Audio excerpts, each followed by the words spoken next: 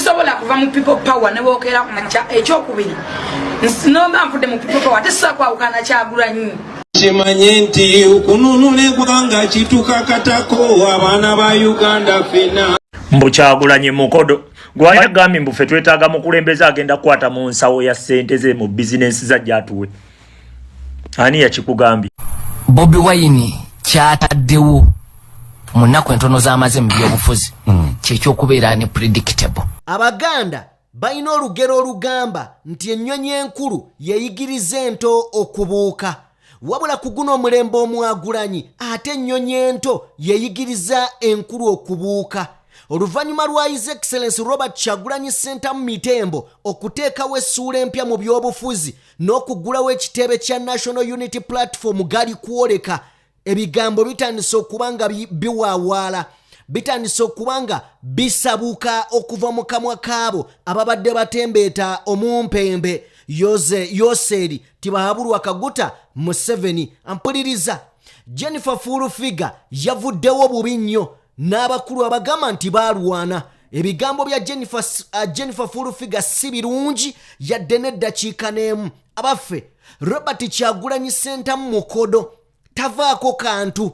Ebigambo mbikuleetedde mubadde mwagala asitula ennyumba zibazimbire wammwe oba akuweerere fees ku baana bo. Ebigambo mbikuleetedde mumalu kisekka byalina oba oliawo bikaawo kiro mususa mulina olunaku olwaleero. Ampuliriza Gen.M7 olunaku olwajjo yabadde alina gy'ava n'ayimirira ku kkubo n'agaba amabaasa. Ekikolwa ekyo kitegeeza ki? Tugenda kikuba mu ttooki. Ampuliriza kubanga ndaba ng'ayoza n'ayanika mu ttaka. Byonna tugenda kubanga tubitunuulirako mu ngeri y'emu. Ampuliriza mukwano gwange ebigambo bingi bye tugenda okuba nga tuwogerako. Lwaki Bobi Wine olunaku olwajjo oba kitegeeza ki Bobi Wine okukwatagana ne retired Kano Kizza Besigye? Kuumira amatuugo n'amaasogo ku DPTV Uganda. Mbeera Sajjima abeere mabega wa microphone okakasa nti ofuna enjawulo y'amawulire mwaba boogera pokopoko. Omukutu gwego DPTV Uganda. Sajjime nze mbeerawo nja kutegeeza nti tutambula ne Sheikh Ashraf omusomi wa dduwa. Munoonyeko gwayina ebizibu eby'enjawulo. Gambye noonya Sheikh Ashraf gwayina ebizibu eby'enjawulo. Ampuliriza njagala katono nnyo tusooke tutunuulireko olunaku olwali amawulire ge tugenda okuba nga tukola amazima gali nti mangi tugenda kulegako bulezi. Njagala katono nnyo tutunuulire ku bigambo by'omusajja bye yakozesa nga aggalawo oba nga agaana NUP mukwano gwange okubeera ng'oba oliawo eggulawo ekitebe kyayo. Njagala tusobole okuba nga tutunuulira ku bigambo bino before nga sinnaba kuba nga nkutuusaayo njagala owulire bino ebigambo nti Bobi Wine nzize nkugamba ekigambo unpredictable. Omuntu ali unpredictable aba waabulabe nnyo mu byobufuzi. Nti n'abo abeeyita abagezi b'ebyobufuzi omuntu asuulawo obusuuzi ekintu nga mubadde temukitegeera temukimanyi aba muntu waabulabe okulwanyisa n'okuziyiza. Kyagulanyi Center nga bamusalako ebyenfuna okuli okuyimba business beach tebakkirizaayo bintu biringa ebyo bivulu. Ate najja nga buli lukya abaako kyakusurprise ng'omuntu oyo abeera mulala. Ampuliriza ebigambo bino mba mbyogera abamu bagamba nti njogera nnyo kakati kabive mu kamwa k'omukulu amanyiddwa nga Dr. Sam Kazibwe. Owuli eki kye nali ntegeeza. Katufune akatambi kano. When we return back tusobole okuba nga tuseetula emboozi. Bobi Wine kyataddewo mu nnaku entono z'amaze mu byobufuzi kyekyokubeera ne predictable. Munnabyabufuzi ali unpredictable taba wa bulijjo. Kasita oba ng'oli predictable oba wa bulijjo nti Kazibwe kaze ku muzindaalo manyi kyagenda oba wa bulijjo. Kimu ku kyolaba ku Bobi Wine kiwano kubeera unpredictable. Unpredictability nkulu nnyo mu byobufuzi era erina kyemuyambye nti okubeera unpredictable. Ekisooka kibeerera kizibu botunka nabo. Kati eyani predictability era emuyambye nti emukuumidde mu mawulire. Nkugambye nti political capital akulanga capital omulala yenna. Nga capital w'omukaduuka ako bwakula ne political capital bwakula buli kintu kiba ne kikugattako.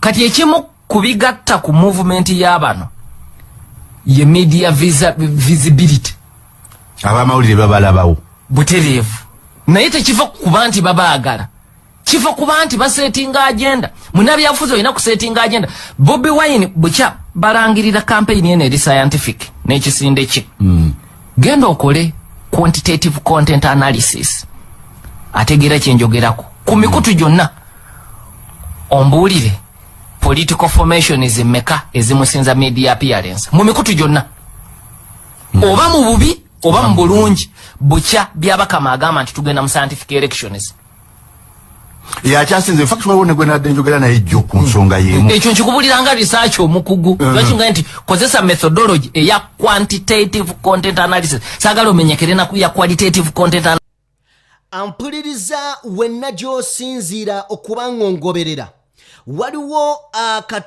kakatuuni akafulumye ka spear cartoon yavuddeyo n'awandiika obubaka bwenjagadde tubusome tubuwulire.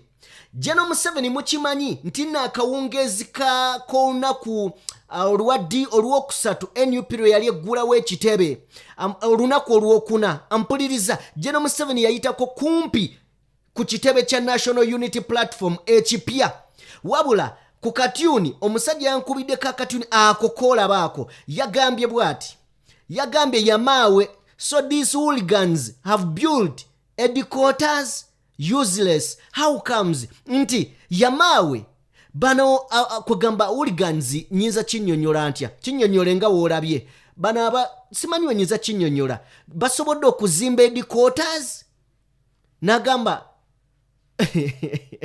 kisoboka kitya how comes naye Gen.M7 alabika yeerabira nti nali ku mulembe ogwa the new generation atenge kulembeddwamu omuvubuka embula kalevu mitembo musigula oba olyawo nkonge njagala kubeera nga nkujjayo straight tugende mu bigambo nga bwe bitambula mpuliriza byonna nga bigenze mu maaso NUP bagikoze byonna bye bawulira baagala njagala tusooke tufune akatambi kano before nga tetunaba kubanga tugenda wala seeko ono ayina obubaka bwenjagala ndowooza tusooke tufune bulungi katusooke tufune obubaka bwa seeka wabula nja kukusaba ogende maaso n'okuba nga owa video yaffe like mu ngeri yemu commentinga wansi wabula njagala okomentinga ng'omaze okuwuliriza otegedde lwaki owuliriza na lwaki weetaaga amawulire gano then katuulire obubaka bwa seeka.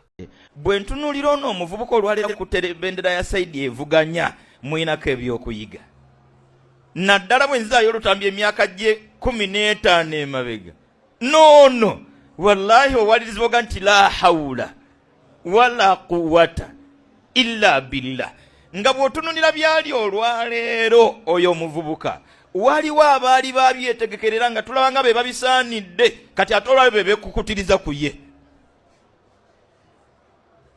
wanji nga baba amasuuti gaabwe bagasiba kuvira ddala Makerere bagasiba kuvira ddala mu secondary head boy head girl era ne bayingirirawo ebyobufuzi ng'oli tannabiyingira ng'oli ali mu ndongoze na byakunywa bye kumba amaliza ebyokunywa bye abiteeke wansi ajje n'ate abafufumye la hawula wala quwwata illa billah nze ekyo kimu mu bimu ku byenjiga Allah talina kyatasobola mwabawoza omwana atajja omwana Allah asobola nkiddemu nga atagenderedde muli ngamba gwalabanga omwana atasobola Allah talina gwatasobola kuteeka waasazeyo kumuteeka yamugyeyo ddagweyo gy'omulaba najja amutuuza wate n'ajaawo tumutendenga olutenda lulwe wakati mu kumukkiririzaamu n'okumukwasa byonna njogera y'abavubuka bano ba Abdul Aziz wallahi yekka yabimala si njogera yamu ani abimala n'abazzi abafaananye ng'ababimala tebabimaze bambi abimala ali omu mutonzi wa bitonde byonna mwekwate nga bukyali mukwase n'abaana bo nga bukyali embeera yonna olekenga kugyewunya gwe kwongere nga kyekituufu talina kyatasobola la hawula wala quwwata illa billah. Teri yayina busobozi kukyusa mbeera yonna nga bwe tali ayina manyi ku nsonga yonna okujjako omutonzi w'ebitonde byonna kyasazeewo kyekiina okuba.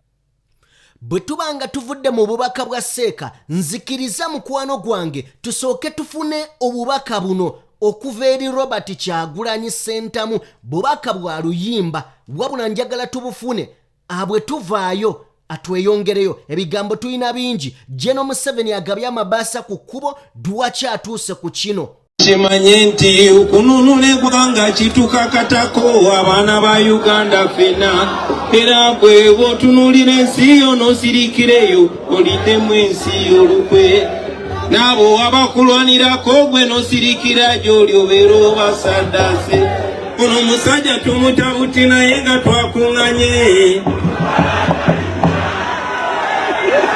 Batofaayo ku bukulembeze bwa ggwanga lyo nga tebikwatako, nga tofaayo ngeri gy'okulemberwamu, nga tofaayo oba waliwo amadwaliro oba tewali, nga tofaayo misolo gy'osasula kyegikola, then oli mugwagwa.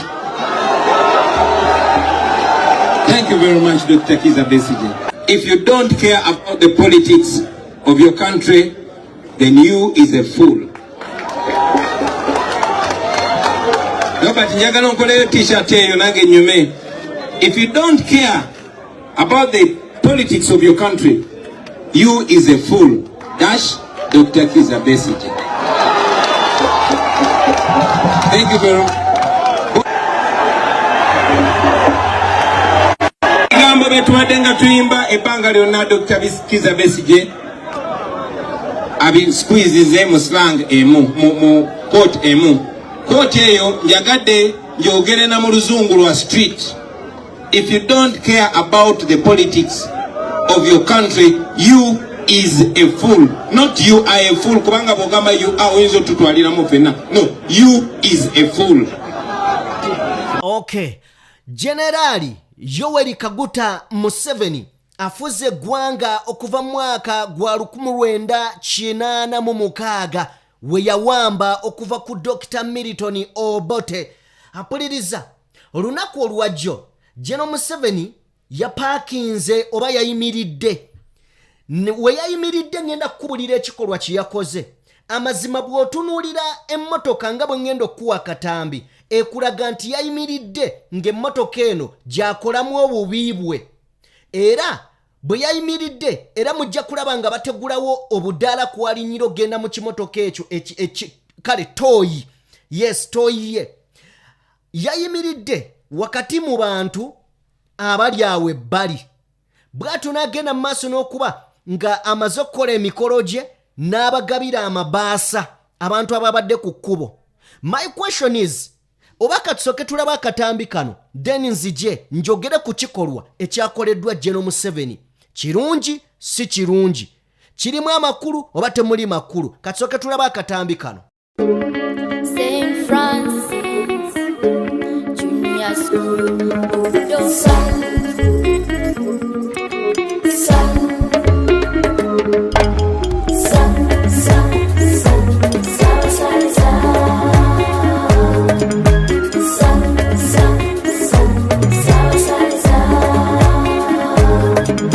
Nasaliba mu Uganda era nkulidde mu Uganda nalulungi wakune gwange donde. Yasalibwa mu nsi Uganda yange era okujagala sasoma wabula butonde. Kankula museko mama Uganda. Ako ke katambi ka Generali Tibahabulwa Kaguta Museveni. Emu ku nsobi Gen.M7 gye yakola kwe kumanyiza abantu nti balina kuweebwa buweebwa. Ne bw'owulira bano abagamba nti Bobi Wine tagaba, eno y'emu ku nsobi gye balina bamanyira kubawaayo busente. Ampuliriza, abo abantu abakolera ku kkubo tebeetaaga kubawaayo bubaasa kubanga ne wetwogerera okuva ewaziba wadde abamu bazisasudde ba Land Road, abalala bakozedde ebintu ebitaliimu kuba tasobola bakwatira buli omu kakadde. Kakati ekyandibadde ekikulu ki kwe kola enteekateeka ejja abantu abo ku kkubo ne bafuna emirimu, so si kubeera ku kkubo kubanga teri mwana yazaalibwa nga bazadde bamutumye genda otembeye kasooli ku kkubo embeera yebateekawo kati gwe okutte bbaasa yo gy'otaddemu emitwalo ng'etaano n'obawa amabaasa obalesse ku kkubo ddala oyambye eggwanga. Bino bye bimu ku bintu bye twogerako nti Bobi Wine bw'aba ayogera agamba tetwetaaga kutuwaayo busente, twetaaga system za gavumenti zibe nga zikola. Bwe ziba nga zikola abantu bafune emirimu basobole okuba nga beebeezaawo nga tebajja kulilayinga ku ggwe nti balinze lw'olijja oba weeweeyo. Kati abo abantu abali ku kkubo babadde tebeetaaga busente bwo, babutwala olw'ensonga nti ne mu kiseera ekyo balina ebizibu.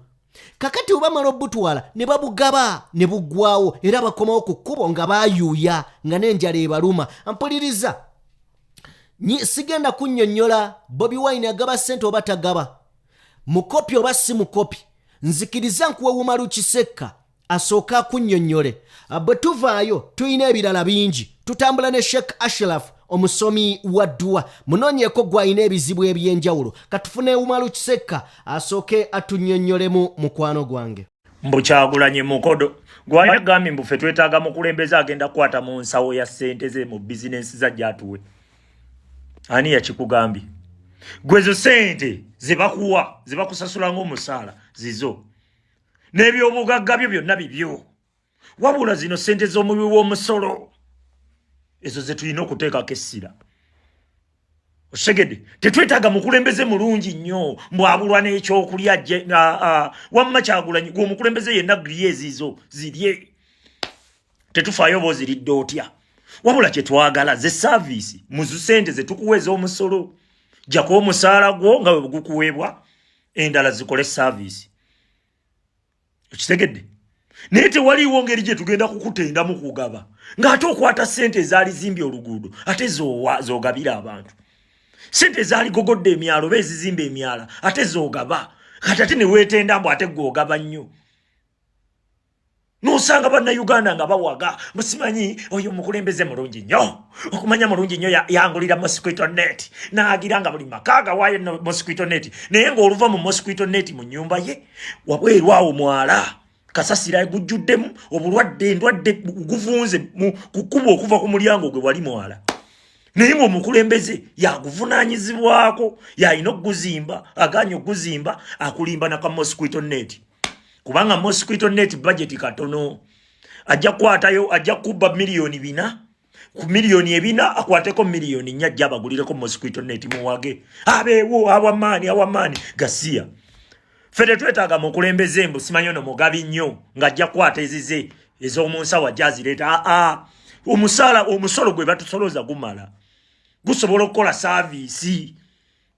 Segera kati gwe tunuulira Kyagulanyi sente ekibiina ze kiyingiza bakulagiddewo, waliwo example esinga eyo ekitebe edikoto giraba kyogamba bye bibiina tebibaddeewo mu Uganda bikulage ka kivumenti ka bikulageyo nti kati kikino ekibiina kyasimba omuti newe guba muti ogu ogambe nti owaye ekyo ekibiina ssebo kibaddewo emyaka gyonna gye kibaddewo kyasimba omuti guugwo tewali myaka 3 be bakulembeza abaswala abayina ku nsonyi abantu banaatubuuza nga mutufu kiriwa tokolagananga na muntu atalina nsonyi. Omuntu atalina nsonyi akubba nadda n'akuneyesesa, omuntu atalina nsonyi akubba najja n'akusiba ng'okaayanako, omuntu atalina nsonyi akubba najja n'akutta ng'okaaba ng'akutta lwaki omuwogganira. Beba Museveni mbwe oyo Kyagulanyi mukodo, oyo Kyagulanyi mukodo gw'oba oyina ez'omubi w'omusolozi wamuwa nga sizize nga zirina kukola saaviisi awantu jangu ogisongewo nti owaayi twamuwa ssente za kuzimba luguudo teyaluzimba. Yes, mugwemu mentalite y'ekidongo, muyina okuzuukuka bannayuganda mulonda abakulembeze abo bennyini abo abakulembeze be mulonda wallahi nga bamanyi saaviisi n'emigaso gyabwe egibalondesezza n'ebibasasuza wallahi ne bagaana bikola nga bo kibagenda okukola kiri ekyo buzaabuza kukubuzaabuza. Oli najja ku midala gya chapati n'abawa emitwalo 2 ne mumutenda oli omusajja Addiza ku balonzi obaddiza ki okuddiza omulonzi ze service lwaki muddisa abantu oyo musajja bamutende oyo mugabi Museveni tuwe sente tukuwagire nengezo sente zagenda obbawa wallahi kwagenda okutoola okubawa zaayina kuzimba ddwaliro oba zirina kugula malagala malwaliro aganyu bikola n'abagamba mukole busaako kati ennaku zino baga bakakadde buli family babikole eyo bayina bwe babiyita nerabidde erinnya lyabyo naye nabyo tujja byogerako naye nga achievement zo muziraba omusajja gwe tuwagira example azibateerawo butezi tu defending ekintu ekidefending ka olwedde tugenda okujja bwe tutinga nga defense yonna gyeri kubanga sawa zino newe ngama nti kati kyagulanye muyayi mu butuufu nze kenyini nze nswala ali defendable mubirabe bigenda maaso ebigenda maaso mubiraba kati kibaleemu ng'omukwasizza wali eri awava trillion 13 Uganda bategeeze kufuuka Dubai nga Dubai bategeeze kuddamu kuvunamira Uganda gwe abanno bano. Okay, oyo yewumalu Kiseka obubbi obunyaguluzi obulyake obufumbekedde mu basajja Gen.M7 bakulembera nabo eggwanga bukutamya singa oba otwala obudde n'osoma era n'ogoberera ebigenda maaso mu nsi. Omukulu amanyiddwa nga John Patrick Amama Mbabazi ono yafuna sente eziri mu $137 $137 okuzimba ekizimbe kya NRM nga kiriko floors oba nga kiriko nga kiriko floors 29 nessaawa ya leero n'omusingi teguliiwo newe kyali kigenda okuzimbibwa tewaliiwo kakati zaalaga luddawa abaffe Gen.M7 bw'aba amanyi nti nno ye si mubbi lwaki takwatanga John Patrick Amama Mbabazi nga ssente abagagga baazisonda. Njagala kubeera nga nvaawo just mpitidde obuyitizi tekabadde mu pulaani yaffe but nga tukyagenda maaso. Njagala kubeera nga nkulaga ekikolwa kino ekyakoleddwa omukulembeze w'eggwanga amanyiddwa nga Robert Amitembo Kyagulanyi Ssentamu bwe yabadde ne mukyala we. Kino ekikolwa kitegeeza ki? Abaffe mukimanyi nti no Bobi w'amaanyi oba abamu mukibuusa amaaso. Abaffe mukimanyi nti Nubianli w'amaanyi oba mumubuusa amaaso olw'okuba bo tebavaayo.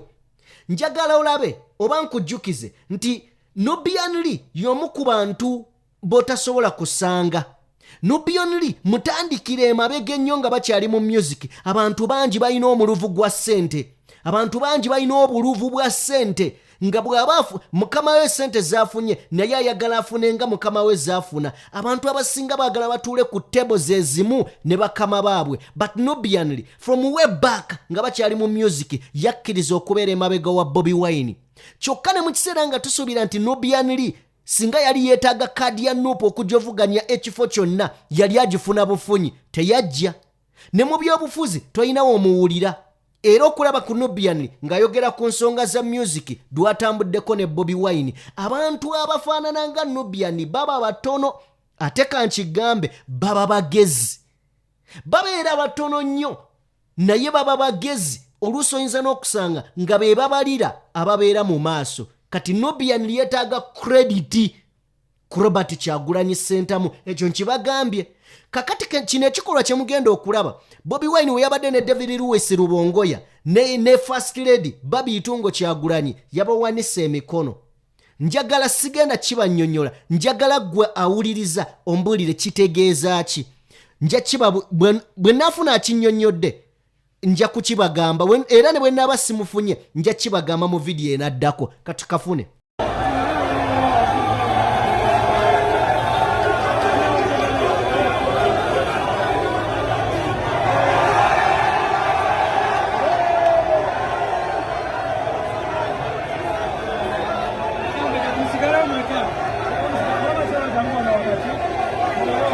Okay, bwetubanga tuvuddeko eyo watali kulwa muganda wange nzikiriza nkutwaleko mu kayimba kano katono nnyo bwe tukavaamu.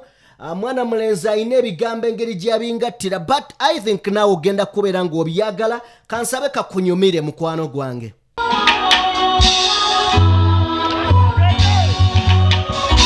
Babi wa Bobi wasizote biruma yabo opposition musula mutyanguza zanange nasuze tudde ndowooza ly'abakamengeri gyali nefujjo okulayiza abatana bafuyako n'alayiza kabuto yafugidde ebbanga mu kampeyini kyeraga kyere tiri mu ntebe y'eggwanga nze nali nnina otuula kati ndowooza weetandikira siraba nani yeekedde kyokka sirina mmundu wabula by'amatama wankola bubi ekyobutandayiza ekyo kyo nja kufa nkolima nali ŋŋaanya ogendewo omusajja ono mukabi ekizibu ekituuseeko nga kino yante engeri gyafuze ebbanga abamvuganya atuyisaamu amaaso naye byabakama nga bwewanjiye ekirayiro kye nakola kankimenyewo osanga naalumirwa mu mutima gwe n'ayatula nti entebe y'eggwanga wagiviiramu nze nina okumuddira mu bigere leero kabitakedde ku makya wabula nkwetondedde nnyo mu mutima gw'onsonyiwe ebyobululu wansinziza newebabeera bannoze ero kanzibakotowena njogerako olwo nensibwa basajja bokyola ne banconya okukamala zeruzirankooyeeyo n'empoliisi wange yakolayo enkambi ate kibindi sirina mundu nandigenze munsiko nze nekuwambisa amaasoba kyevudde nzirukira erikwe entebe w'eggwanga oba onoopaayo kyansi nsawo kyatulekere kinekisity obukini alina kubeera nze gwe naye onootuuka kufambuuza nga tobuddeeko mbukulembeze owaaye nyamba bamirimu amikakuto yatule ntasa bambi nanyini nteweyogere Bobi Wine ng'olabye n'ebizibu ebikuyuganya ennyo bityo yabakamengeri gye yakwiye ng'ekumalamu amaanyi ikwata okulotwa abatuuze bono alayizaamu atenze kirabika yakuutya lwa mumbi gy'okozesanga sayini singa tebakirowoozezza nosala lumu eddiiro ikubanda banti engeri entuufu mwenandiisa okujuna n'application nina nnyingi ezaba abasaba okakuza okay munzikirize abutereevu nnyo tugende ewa Jennifer Furufiga. Jennifer Furufiga y'omu ku ba propagandist aba so-called babayita batya abo omwogezi wa president mbu aboogezi ba president Jennifer presidential advisor. Yes, Jennifer Furufiga yavuddeyo naggulawo olutalo nga bwe nkugambye nti kino ekyakoleddwa Bobi Wine okwanveilinga this buildings oba this office kintu tekyabadde kya bulijjo, kyanjawulo, kyewuunyisa, kwegamba onoonya n'enkuba gy'okikubamu ebituli n'ekubula. Wabula nga bwe tumanyi ba propagandist ba NRM ba Romushana bani bagenda kujja babeeka engeri gye bakubamu ebituli, but omuntu ategeera ku ntegeera eya bulijjo eri nnomo toyinawo okubira bituli mu kino kintu. Jennifer Furufiga yavuddeyo, wabula sisoose muwulira ng'akyogera leero ng'agenda maaso n'okugamba Gen.M7 n'akabinja ke mulekerawo okuwoza twalwana muteekewo ebirabikako, mulekerawo okwoza twalwana. Bobi Wine gwe muliko buli lunaku abaako ne kyateekawo ayongera obbalabisa, ayongera okulaga nti ate mmwe muli mabega muli bafu. Jennifer Furufiga yayongedde maaso, wabula njagala onzikirize nkuwa akatambike omwewulirireko mu bigambo bye, wabula tugenda kuggalawo story y'olunaku olwaleero n'omukulu amanyiddwa nga Mudikayi Muliisa gwe tugenda okuggalawo naye. Katusooke tufune Jennifer Furufiga. When we return back tubenga tuggalawo program y'olunaku olwaleero gimaleeyo. Nkimanyi ebiwooma mwebiri ate era okyagenda mu maaso n'okuba ng'owuliriza ebigambo bya Mudikayi Muliisa. Kyova Gen.M7 yabasumba temugitegeera bukye boogera muzza ntalo. Yes, mwana ne byaggwa kikiri ku mmeeza. What's going on? Olutalo lwa Sematalo totunyumiza nonsense. Gen.M7 yabanye okutegeera lwekyo bwetobulira abaana bava ne boogera bukyagwanya olujja twalwana. Yes, mwarwana good and well ene muwangula. So what's going on? Kyekidako mumaze okulwana kye mwawangwa tetwaliyo twatere embunda mwatwafuna bojerero kati namwe mwawutuwa katwogera kiki ekiddako. Abavubuka mubakodde nteekateeka ki? Muvadde mu buyinza n'abavubuka babukwata. President Museveni agenda kuonda bakazi bali wano mukweswa za kwogera nonsense. Ona wala mpo na vumono na vumono. Sijja musasa. Ana bakazi ba yogede chi. Sijja mula. Tusule ekifana ky'abakyala abo nga bayomba. Yeniko bedali wano nga tuli mu breaking agamba. Banjaga na myala ali ekyambogo. Na myalo kyakola asitanga ku mazima nakola ebibye. Neno da mu public nokola kutamuno. No mogerako. Kona tulabe. China jukandi rumba yakawangula obululu. Yawangula ebisanja ebi ebya President Museveni.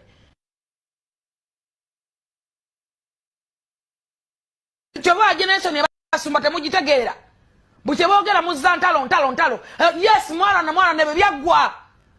Kiki ku meza? What's going on? Olutalo lwa sematalo. Totunyumiza nonsense. Gen.M7 yabanye okutegeera lwekyo. Botobulo abana bavane boogera bukyagwanya olujja. Twalwana. Yes, mwana good and well. Ene muwangula. So what's going on? Kiki dako. Mumaze okulwana ki? Mwawangwa tutwaliyo. Twatere embunda. Twafuna bojerero. Kati namwe mwawutu wakatwogera. Kiki ekiddako. Abavubuka mbakodde nteekateeka ki? Muvadde mu buyinza n'abavubuka babukwata. President Museveni agenda kuonda bakazi bali wano mukweswa za kwogera nonsense. Ona wala mpo na vumono. Sijja musasa. Ana bakazi ba yogede chi. Sijja mula. Tusule ekifana ky'abakyala abo nga bayomba.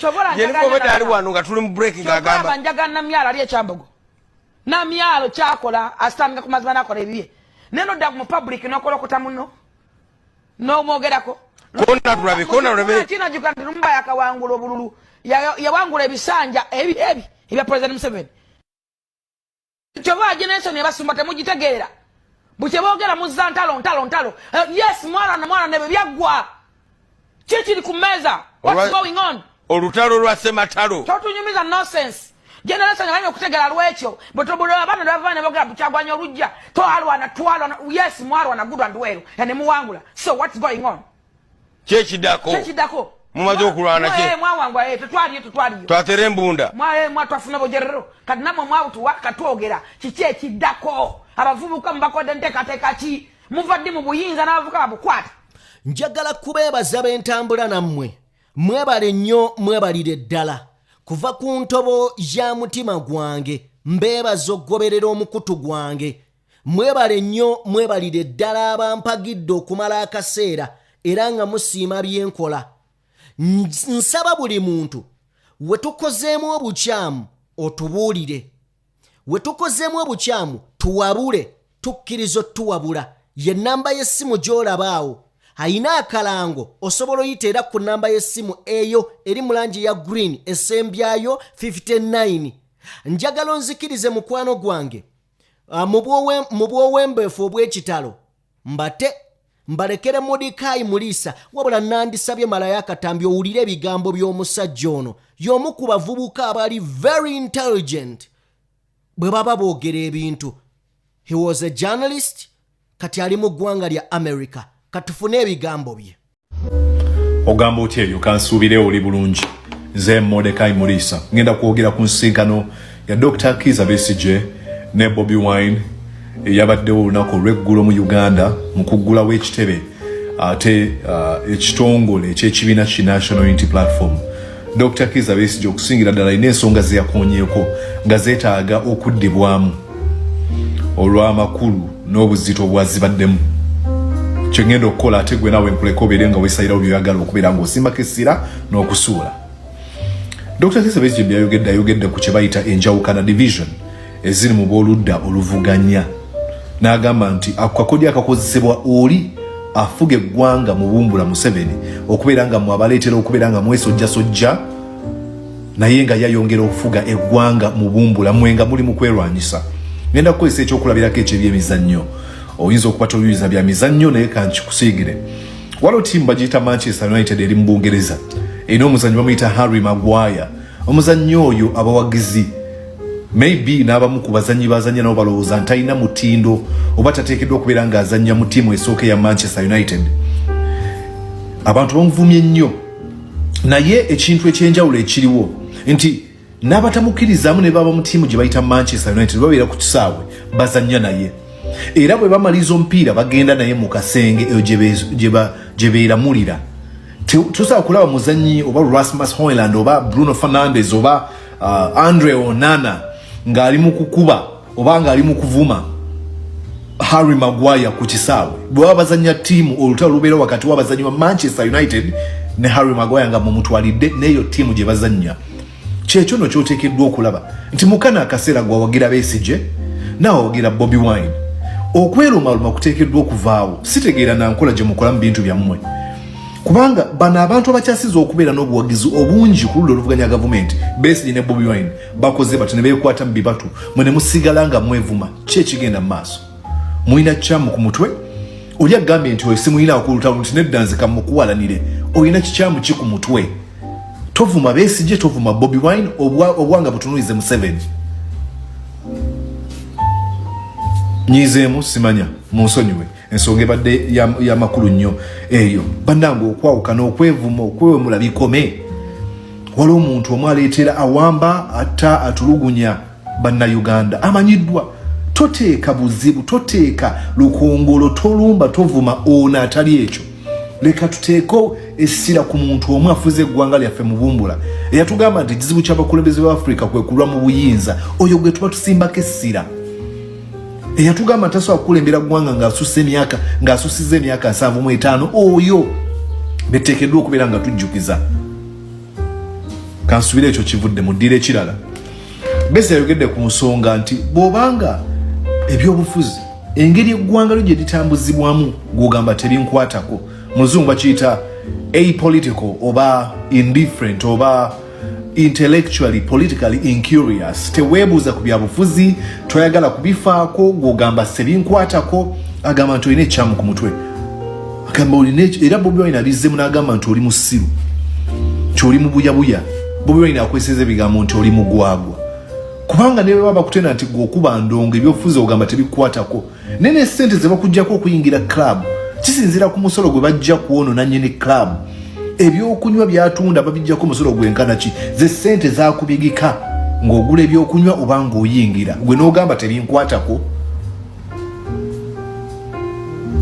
ojja okujjukira okwebikanga bukedde zuukuka n'agambye nti buli muntu asobola okubaako kyakola sikubeera n'ogamba nti bannange nze ndi muliisa nsinzira ano mu America sirina kye nnyinza kukola bannange nze ndi mukyalo bw'oba omanyi nti oli ku ludda oluvuganya gavumenti Museveni ateekeddwa okuba nga avudde mu buyinza kiki oteekeddwa okukola agambye bunyisa okumanya awareness yogera eri abantu oyinza okuba togenda kukola kya Tarek El Tayib Muhammad Boaziz simanya abamukumu oba mumujjukira ng'ennaku z'omwezi 17 omwezi ogwa Ntenvu December wa 2010 omuvubuka oyo Tarek El Tayib Muhammad Boaziz Tunisia munansi wa Tunisia ate nga alina obutuuze France yeekumako omuliro yali mutembeyi ng'anoonyeza emirimu gibula neyeekumako omuliro n'asalawo okubeera nga akola ekyo kyekyaviirako kyetumanyi ennyo nga Tunisian Revolution ekyazaala kyetumanyi nnyo nga Arab Spring bannansi b'amawanga ago agabuwalabu okusingira ddala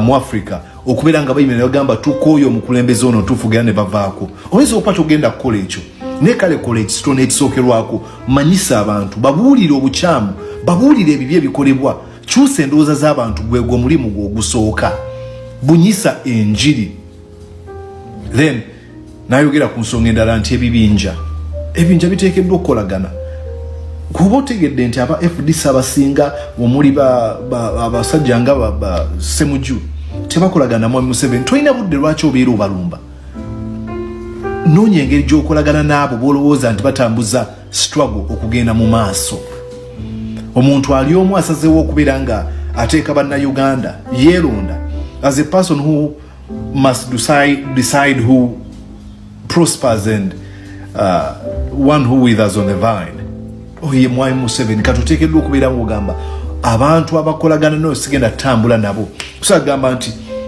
ogenda kuwalana abali ku ludda oluvuganya gavumenti nedda obeera olimbidde ddala era mu bimu ku ebyo bikoleddwa abantu okuteekawo pressure mu kye bayita okulabisa olabe gavumenti kyezikola ebitongole ebyensi byonna kyebikola nga bagamba Museveni tukooyo okuvujjirira omusimbi baako byokola abaffe Museveni agenda Museveni naagenda nkiddamu Museveni agenda Besigye nga bw'agambye nti olaba kati atuuka kugamba nti kandeete mutabani wange ono yeesimbewo kikulaga nti talina naye musingi gwazimye nti asobola okugamba nti naye waliwo omuntu w'obusobozi gwensobola okulonda nzire mu bigere sinakulonda gwensobola endoosinga okuwagira aleese mutabani we agenda amateeka agafuga obulamu tegamusobozesa kubeera nga abeerawo ebbanga panvu wabula naago ng'ogatadde ebbali bannayuganda bamutaddeko pressure topowa wali ekitangaala tugende mu maaso webale nnyo mbeebaza mwena abanjagaliza amazaalibwa amalungi nawezeza emyaka 30 mugumu mu butongole ng'ennaku z'omwezi 2 omwezi ogwa Museenene Novemba wa 2023 mwebale nnyo mwebayire ddala. Subscribe to my YouTube channel ne ku social media platforms wonna Mordecai Muri.